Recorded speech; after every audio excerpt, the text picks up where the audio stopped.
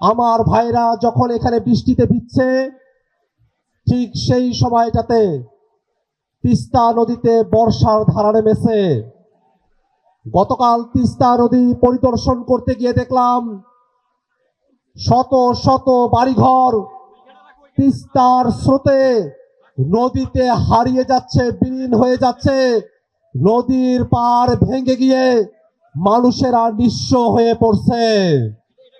ঠিক সেই সময়টাতে আমরা সরকারের কাছে বলতে চাই, প্রতি বছর বর্ষা মৌসুমে আমার রংপুরের তিস্তার মানুষেরা বাড়ি হারা হবে, ফসল হারা হবে, নিঃস্ব হবে, সেটা আর দেখতে চাই না। অবিলম্বে তিস্তা মহাপরিকল্পনা বাস্তবায়ন করতে হবে।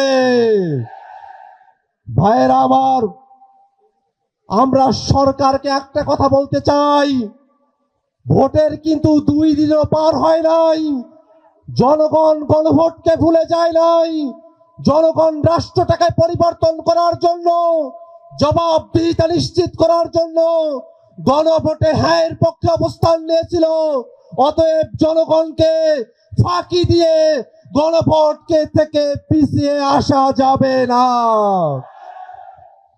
ভাইয়ের আমার, যদি গণভোট বাস্তবায়ন করা না হয়, তাহলে বাংলাদেশের রাষ্ট্র কাঠামো ওই হাসিনার রাষ্ট্র কাঠামোতে ফিরে যাবে।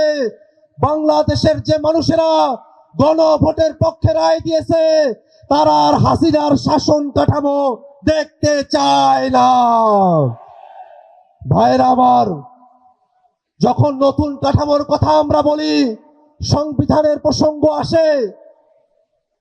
সম্প্রতি সংবিধান নিয়ে বাংলাদেশের উচ্চ আদালত থেকে একটি রায় এসেছে।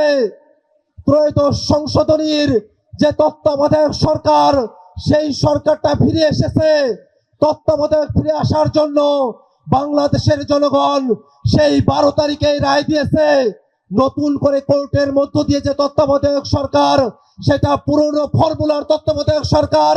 বাংলাদেশের মানুষেরা এই রায়ের প্রতি ইতিবাচক, কিন্তু বাংলাদেশের মানুষেরা পুরনো ফর্মুলার তত্ত্বাবধায়ক সরকার না, নতুন ফর্মুলায় জুলাই সনদ অনুযায়ী তত্ত্বাবধায়ক সরকার দেখতে চায়। ভাইয়ের আবার, আজকে যখন আমরা এখানে সমাবেশ করছি, তখনও লালমনিরহাটে পুশিনের চেষ্টা করা হচ্ছে। বাংলাদেশের স্বাধীনতা, সার্বভৌমত্বকে ওরা বৃদ্ধাঙ্গুলি দেখানোর চেষ্টা করছে। আমরা রংপুরের মানুষেরা বলতে চাই, রংপুর নিয়ে যত ষড়যন্ত্রই করা হোক না কেন, এই রংপুরের মানুষের বুকে 1 ফোঁটা রক্ত থাকা পর্যন্ত রংপুরকে অন্য কোন বিদেশি দাবেদার রংপুরকে দখল করার সাহস করতে পারবে না।